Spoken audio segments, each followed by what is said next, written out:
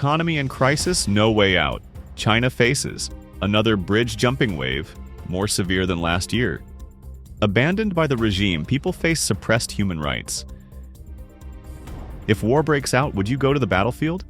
The people's blunt refusal embarrasses the CCP. Brainwashing tactics are failing. The harsh reality of life under the CCP's exploitative rule. Can't afford to be born, can't afford to live, can't afford to die, has fueled widespread discontent among the Chinese people.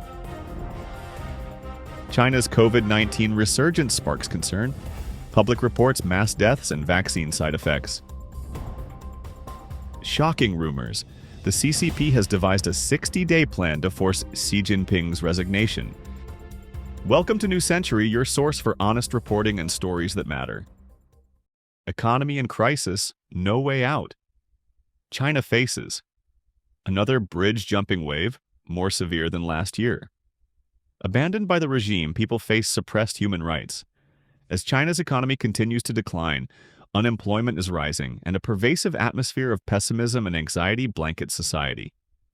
Under immense pressure from life and joblessness, some have resorted to jumping off bridges. Last May, a wave of river-jumping suicides emerged in Taiyuan, Shanxi. This May, the city is witnessing a resurgence of a bridge-jumping wave, more intense than last year.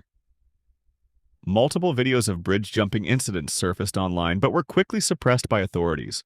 Local netizens commented, 8 consecutive jumps this year compared to 13 last year. More people jumped this year, but the cases haven't been widely exposed, unlike last year's, which were heavily publicized. I've lived in Taiyuan for over 20 years, and I've never seen anything like these past 2 years. Last May, frequent bridge-jumping incidents in Taiyuan made headlines on social media. In response, authorities deployed bridge monitors and water patrol teams, which were mocked as addressing symptoms rather than the root cause. A Taiyuan taxi driver, Mr. He, told the media that on May 21st, someone jumped from a building in the Yushin Meichun neighborhood, where he saw an ambulance on site. Another person jumped into a river, reportedly after borrowing money from a former colleague. The colleague sent their last 48 yuan, but 2 or 3 days later, the individual jumped. He noted that many of those jumping are not locals, but migrant workers from other regions. Unable to find work, struggling to survive, and too ashamed to ask their families for money, they feel hopeless and choose to jump. He added, both men and women jump, but it's almost never about romantic issues. It's mostly due to economic problems and the inability to keep going. They can't earn enough to support themselves, and returning to their hometowns means facing scorn, so they just jump. Behind the bridge-jumping wave, a collective outburst of despair. YouTube commentator Chan Talks stated in their program that the relentless bridge-jumping incidents in Taiyuan are no longer isolated cases but a warning signal of a society spiraling out of control. More than mere bridge-jumping, it's an eruption of collective despair. High housing prices, employment struggles, medical burdens, and educational pressures are like boulders crushing people. In a society without channels for grievances or spaces for expression, jumping off a bridge becomes the only way to be seen. This isn't an emotional issue, it's the overflow of systemic problems. Chan Talks criticized the CCP's response, censoring news, deleting posts, prioritizing stability, and adding a few iron railings. The media remains silent, as if ignoring the issue will stop the jumps. Yet, this year's jumps outnumber last year's, with more gruesome scenes and a faster pace. This isn't limited to Taiyuan or high bridges. An entire generation is being consumed by this system. They didn't choose death. The system drove them to the edge of life. The CCP's mantra of stability above all is now crushing human lives. In a normal society, such recurring tragedies would spark nationwide discussions and policy reflections. But under an authoritarian regime, there's only more censorship and surveillance. Continued silence will only lead to more people jumping. Netizens commented, the latest news is that even the bridge monitors are starting to jump. Your party just said everyone should tighten their belts, didn't they? Didn't they claim the Chinese could survive 3 years eating grass? Now that people are jumping, does it mean they've lost hope for the future? Can't afford food, so life's too hard? Can't pay the mortgage? Marriage is broken due to unemployment, so they don't want to live anymore? Sigh, the whole society is sick. Voices of the unemployed. In recent years, many people in China have lost their jobs and struggled to find new ones despite prolonged searches. Mr. Deng, an engineer in Beijing, has felt anxious about the job market since last year.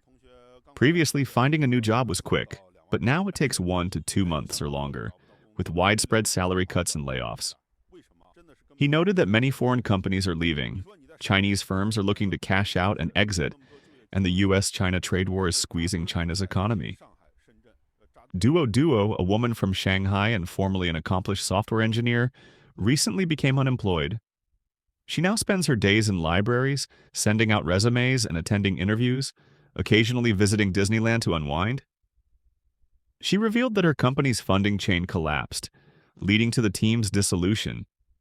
With a child to support and a mortgage to pay, she struggles to find work despite her efforts, noting that her colleagues are in similar situations. A netizen from Hefei commented, "You wouldn't believe the situation in Hefei right now. 90% of people can't sleep at night. This year, no matter what industry you're in, it's incredibly tough.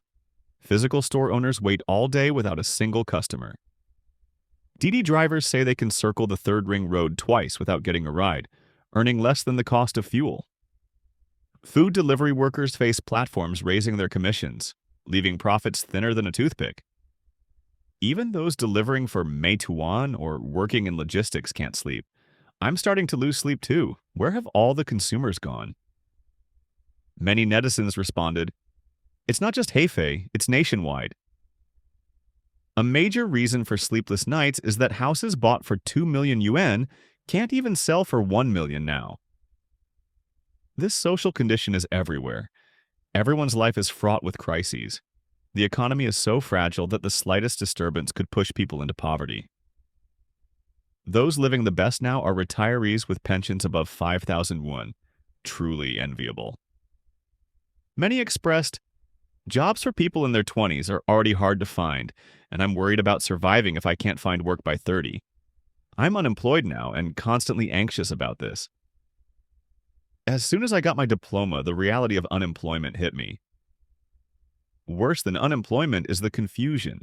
What path should I take in the future?" Challenges in claiming unemployment benefits. Since August of 2023, the official youth unemployment rate peaked at 21.3%, while the unemployment rate for middle-aged groups was around 8%. However, a netizen pointed out, the official unemployment rate only counts those aged 23 to 50 receiving unemployment benefits. Those not receiving benefits are classified as flexibly employed, even if they're paying their own social insurance. Many experts estimate the actual unemployment rate could be as high as 50%. On February 28th, the National Bureau of Statistics of China released the 2024 Statistical Communiqué on National Economic and Social Development, reporting that 245.89 million people were enrolled in unemployment insurance last year, an increase of 2.16 million. According to Article 17 of the Unemployment Insurance Regulations, those who have contributed to unemployment insurance for 1 to 5 years can receive benefits for up to 12 months, 5 to 10 years up to 18 months, and over 10 years up to 24 months. Unemployment benefit amounts vary by region, ranging from 1,300 to 2,490 yuan per month, approximately 181 to 348 US dollars. The lowest is 1,300 yuan in Juning County, Fujian. Beijing offers 2,124 yuan, and the highest is 2,490 yuan in Suzhou. However, those who resign voluntarily are ineligible for unemployment benefits. Only those whose employment contracts are terminated by mutual agreement can claim them. Some revealed that accessing benefits often requires connections, and even those who meet the criteria may struggle to secure them without such networks. If war breaks out, would you go to the battlefield? The people's blunt refusal embarrasses the CCP. Brainwashing tactics are failing. The question, if war breaks out, would you go to the battlefield, has recently become a trending topic on Chinese social media, with many Chinese people responding decisively. A man stated candidly, "I work tirelessly from dawn to dusk for a month, yet my earnings can't even cover a single meal for the wealthy. If I have no money and fall ill, the hospital doesn't care whether I live or die. Without money, my children might not even be able to attend school.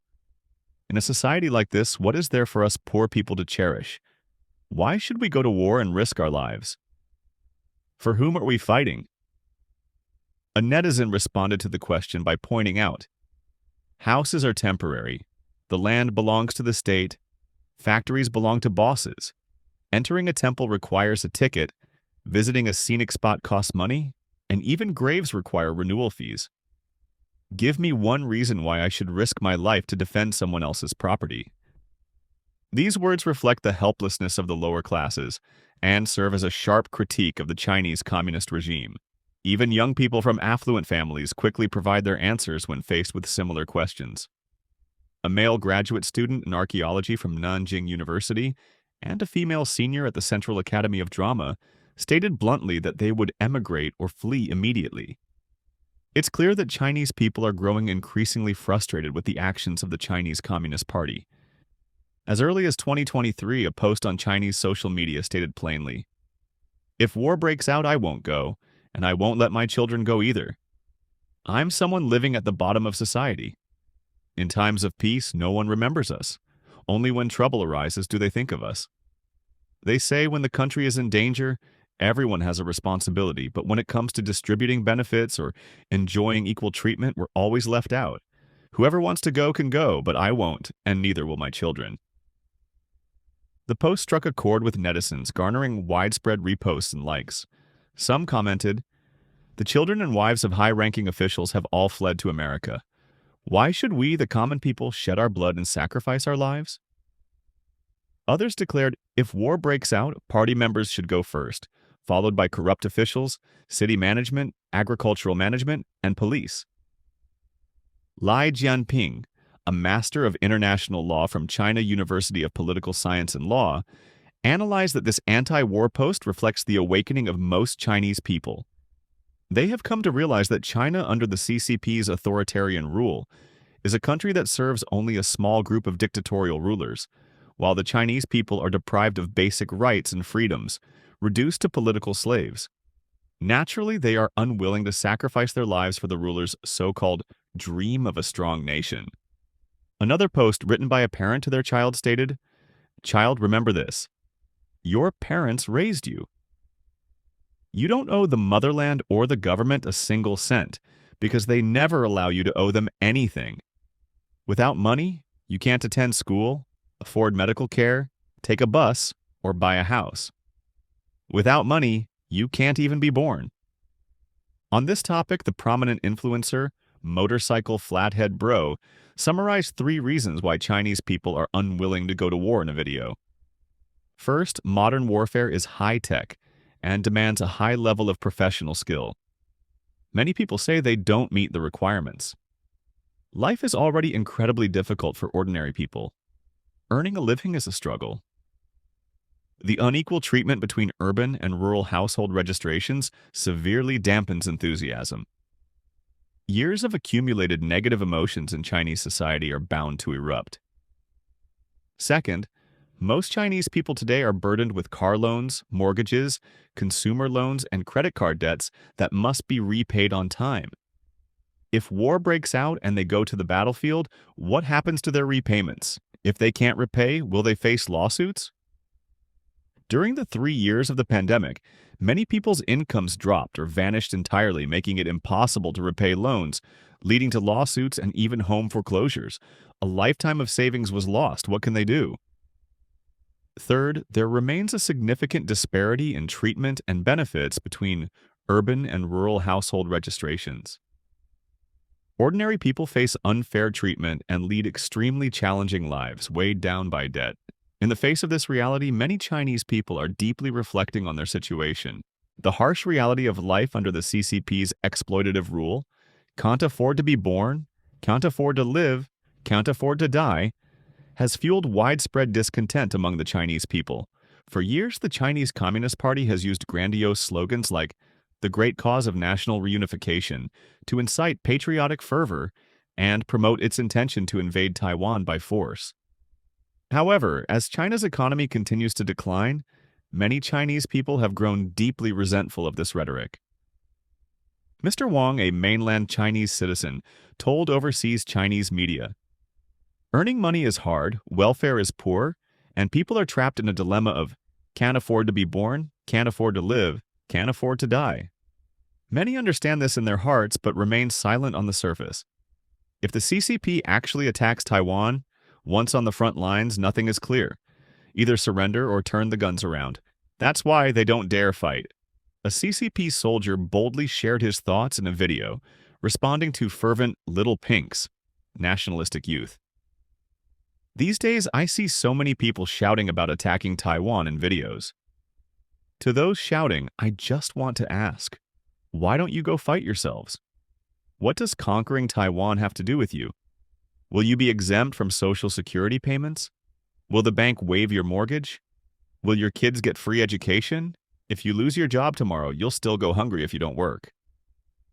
A woman explained, "True patriotism means loving all the people and things on this land. It should involve seeking welfare, development, benefits, and a better future for every individual, actively improving their income and happiness. Yet you don't dare help an elderly person who has fainted, and you ignore the suffering of your fellow countrymen. Still, you loudly proclaim you want to destroy the island nation and overthrow American imperialism. Don't you find that ironic?" China's economy continues to deteriorate, yet the CCP persists in using military exercises to intimidate Taiwan and adopting an increasingly harsh stance toward Taiwanese businesses. As Taiwanese companies withdraw from mainland China, life for locals is becoming even harder.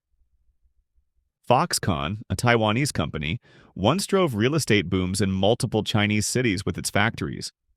However, with Foxconn's withdrawal, local housing prices have plummeted.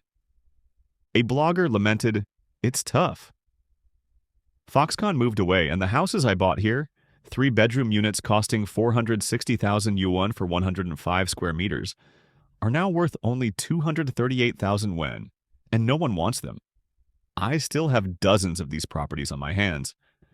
When Foxconn was operating in the Shaojing area of Nanning, Guangxi, even water vendors could make money. But after Foxconn left, local businesses struggled. Why are more and more Chinese people rejecting the CCP's calls to defend the homeland and militarily unify Taiwan? Because in their difficult daily lives, they feel no care or support from the government.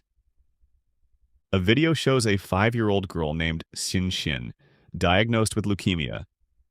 Knowing her family lacks money, she insists on helping her parents sell goods at a street stall during her treatment break. An ex-platform blogger, Overseas Expose, commented, "In the world's second-largest economy, Communist China, a 5-year-old child sets up a street stall to earn money for her leukemia treatment.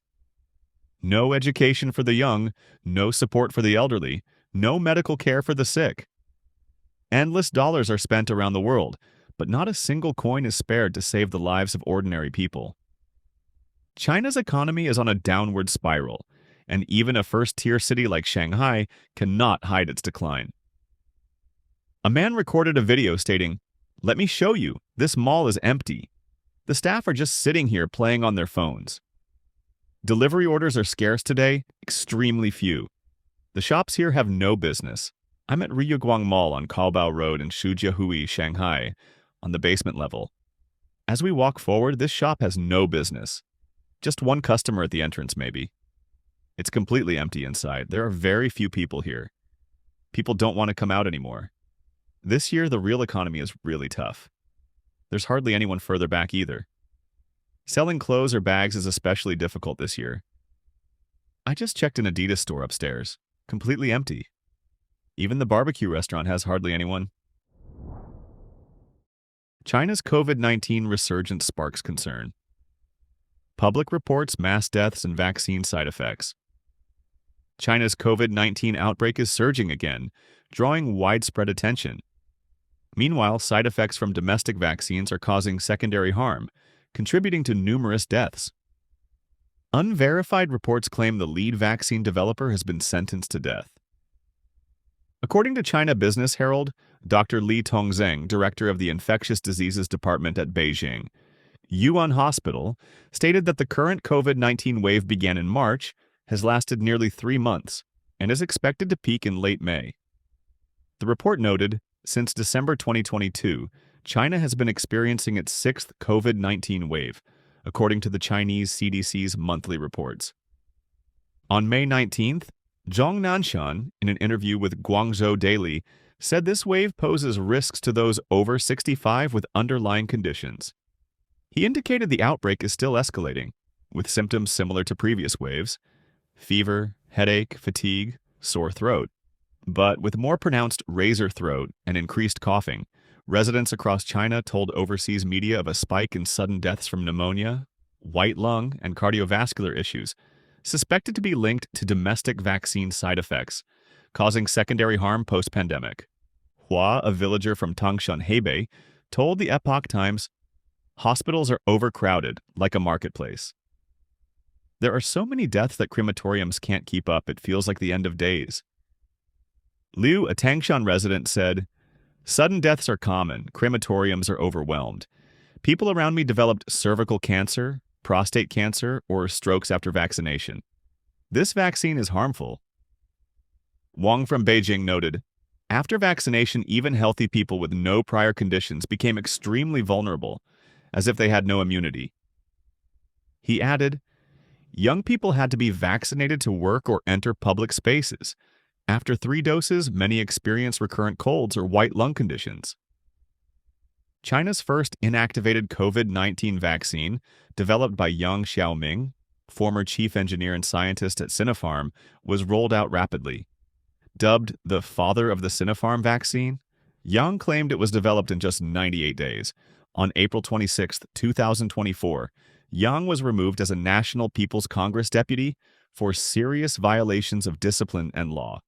Recently, netizens claimed Yang was sentenced to death, citing a screenshot from Baidu's Chichacha tool.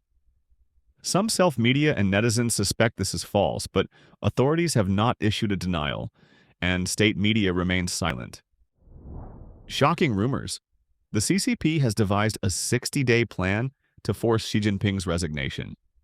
A political storm is brewing that could potentially shake the Chinese Communist Party leadership to its core.